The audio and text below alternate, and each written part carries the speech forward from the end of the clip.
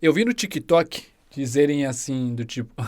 No TikTok. Essa frase, hoje em dia, se a pessoa começa falando isso, você já pode duvidar. Eu vi no TikTok, a barba é a maquiagem do homem. Ou seja, hoje eu tô com uma maquiagem levinha. O que você acha disso? Eu não sei se eu concordo não, sabe? Mas eu tendo a achar que a barba são os penteados. A maquiagem é um negócio de fora, o cabelo tá dentro. Não tá dentro, tá fora. Olha! Mas vem de dentro, a barba também. Legal, maquiagem é um negócio de fora. Olha, muito legal. Maquiagem é um negócio de fora. Nunca fiz essa análise sociológica sobre isso. Então aí, gente. Formação. Aqui tem formação.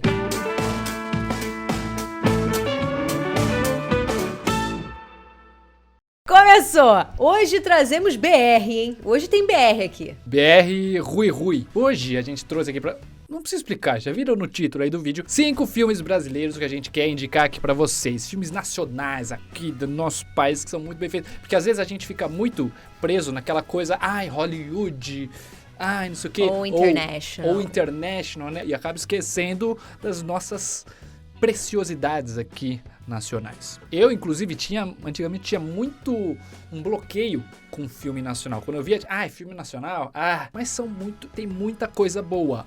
Também tem muita coisa ruim, assim como no próprio Hollywood, no próprio Europa também tem muita coisa boa, muita coisa ruim. É a questão da gente dar a chance, da gente ver o que tem antes de criar uma opinião sobre. Então, para isso, trouxemos aqui uma lista bem bacana de filmes para você criar um ponto de vista sobre o nosso cinema. A começar por 2 filmes que vão ser uma sessão meio bônus, porque a gente já falou sobre eles aqui em outros vídeos, que são Saneamento Básico e Cidade de Deus. 2 filmes muito bons e que tem vídeos inteiros falando só sobre ele. E aí daqui começamos uma nova sequência de filmes interessantes e lindos e maravilhosos nacionais. Vou começar. Central do Brasil. É um grande troféu este filme, porque grandíssima Fernanda Montenegro foi indicada ao Oscar por este papel. Tá me entendendo? Você está me entendendo? Só aí já é um puta rolê maravilhoso. Ele foi indicado, não só nossa maravilhosa primeira-dama do teatro, Fernanda Montenegro, como ele foi indicado como melhor filme estrangeiro. Então é um filme que carrega uma história muito gostosa,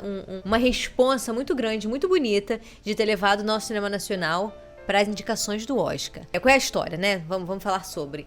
Ela trabalha na Central do Brasil, a personagem da Fernanda Montenegro, que agora eu esqueci o nome, escrevendo cartas para as pessoas que não sabem escrever para depois enviar. O propósito do trabalho dela é muito nobre, mas ela em si tem certas atitudes duvidosas em alguns pontos que te fazem, questionar um pouco ali a ética dela. E de repente aparece um menino na vida dela, e eu não vou explicar muito mais do que isso, mas esse menino e ela que vão vivendo, né? A aventura é entre eles dois. E você vai vendo um pouco a transformação dela, pra onde que a transformação dela vai, e a transformação do menino, e o modo como termina faz com que tudo fique mais sublime, sabe? Se você precisa de mais incentivo, ele é o Logan brasileiro. Sabe Logan de 2017, filme do Wolverine, o último filme do Hugh Jackman como Wolverine? Na verdade, o Logan é o Central do Brasil americano. É um cara com uma menininha viajando na estrada, e o Central do Brasil é a senhora com o menininho viajando na estrada. Basicamente isso. E tem essa coisa deles não gostar da criança e ficar... Então o Logan copiou. Próxima obra, e eu digo obra e não filme, porque esta obra que nós trouxemos aqui surgiu primeiramente como uma minissérie e depois foi transformada em um filme. O Alto da Compadecida. Fernanda Montenegro também, rainha, faz parte desse elenco. É uma obra incrível. Tão bem... Nossa, tanto a série quanto o filme, eles trazem esse sentimento da vivência ali naquele sertão de uma forma tão real que é belo, é arte, parece que é quase que cada quadro do filme parece uma pintura de tão bonito a fotografia, a direção de arte, a caracterização dos personagens, a interpretação, um elenco, pelo amor de Deus, é um elenco maravilhoso. Pra quem não sabe, é uma adaptação de uma peça de teatro do incrível, saudosíssimo Ariano Suassuna. E o legal de como eles fizeram esse filme, eles mantiveram o diálogo do filme muito próximo do da peça. Não é igualzinho, e apesar de ser um filme, ele tem um clima meio teatral, mas sem destoar. Você ainda sabe que você está vendo o filme, mas é a direção, a fotografia, os enquadramentos, eles trazem esse clima meio brincadeira. Meio farsesco, né? Isso, meio farsesco. Não, e eu acho que é sempre um desafio você pegar uma obra teatral e você transpor pro cinema. Porque a linguagem, às vezes, tende a ser outra. E a gente falou sobre farsesco, né? O Alto da Compadecida é muito farsesco. E é muito teatral. Você pegar esse texto e ler, você vê que tem umas coisas que foram feitas, pensadas para o teatro e que poderiam ficar canastronas demais. Mas existe um quê de uma linguagem que eles trazem do teatro com uma adaptação para o cinema que tem um balanço muito bem feito, assim. Eu acho um primor justamente por causa disso. Por causa Tem cinema, tem teatro e é brasileiro toda a vida, a história toda, né? Ariano Suassuna, né, galera? Então, tem um quê, uma energia brasileira, sabe? Um calor diferente. E... Ai, fiquei sem palavras. É bem tudo isso. O próximo filme que eu vou trazer chama Alguma Coisa Assim. Algumas pessoas costumam chamar esse filme de Boyhood brasileiro. Por quê? Porque é um filme que se passa em épocas diferentes. Foram gravados em anos diferentes. Então, se eu não me engano, 2006, 2013, 2016.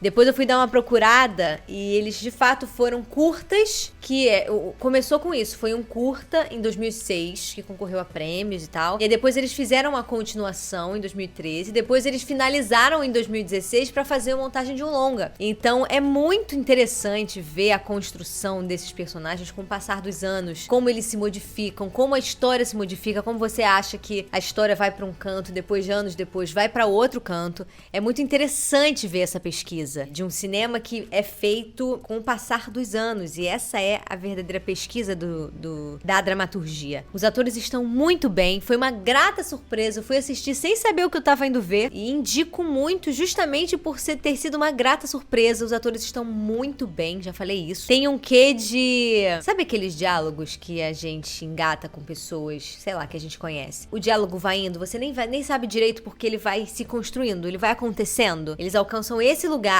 de química entre os personagens que faz a gente pensar que a gente tá na mesa de bar ouvindo essa conversa, entendeu? E não é todo mundo que eu conheço que conhece esse filme, então eu acho maravilhoso a gente trazer ele aqui pra que todo mundo conheça. E se vocês já viram, por favor, papeiem comigo, eu quero gente pra falar sobre ele. Próximo filme é um filme que pouquíssimo conhecido, duvido a maioria de vocês conhecerem, Reflexões de um Liquidificador. Olha o nome. O que é? Nada mais mesmo do que um liquidificador. Ele cria consciência e começa a refletir sobre a vida e sobre o papel dele ali naquele mundo. É com Selton Mello. Olha aí, Luísa.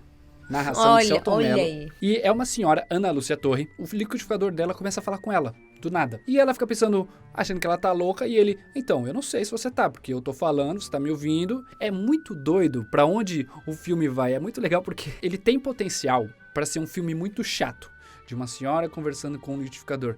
Mas não é. Ele é dinâmico. A conversa, os diálogos que ela tem com o liquidificador, dela se questionando se ela tá ficando maluca, e do liquidificador se questionando também se ele tá ficando maluco. Por exemplo, será que eu acho que ela tá me ouvindo, na verdade ela não tá? Será que eu tô ficando louco? O liquidificador tá falando mesmo? É muito legal, e eles entram, os momentos de reflexão, de fato, que o liquidificador, ele tá parando, refletindo, ele tá pensando, que antes de ter esse primeiro contato entre eles dois, ele tá lá parado e ele analisa a vida dela. Ele fala, nossa, ela faz todo dia a mesma coisa, e esse marido dela meio que vagabundo, também não faz nada. Não tem isso, mas eu tô só inventando aqui. Mas ele analisando a vida, que ela é casada, a vida do casal ali, e tentando entender e filosofando sobre a vida e sobre aquela situação. A forma que é construído, os momentos, os planos detalhes que mostram do liquidificador, das coisas dela fazendo e dele questionando por que ela tá fazendo determinada coisa e o marido não está ajudando, é preciosíssimo, vale muito a pena assistir. Um roteiro muito bom,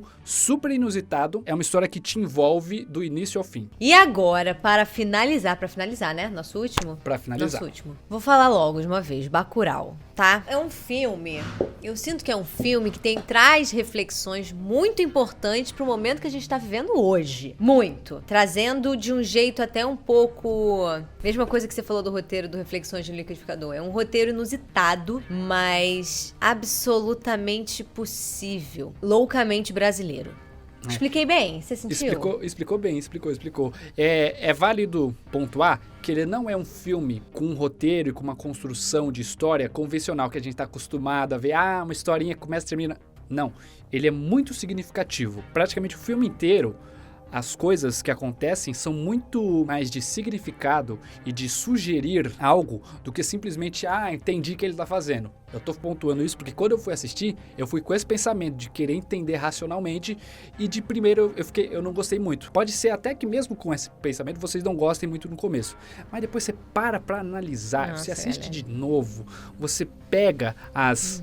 Olha só, minúcias propostas ali e presentes em todas as cenas e nos diálogos, nos personagens. Nossa, é tudo. Esse filme é um excelente exemplo de pré-produção, onde você pensa exatamente o que você vai fazer e o porquê que você vai fazer, por que você vai filmar daquele jeito, por que você vai falar determinada coisa e bota ali e tem resultado. Tem significado. Eu acho que se tem uma palavra muito boa pra esse filme é que ele é preciso. Os diálogos são precisos, os personagens são precisos, a temporalidade desse filme em relação ao que a gente tá vivendo hoje é precisa, tipo, é o tipo de filme que a gente precisa ver hoje. Então, assim, é outro filme, não que todos esses outros não tenham sido, tá?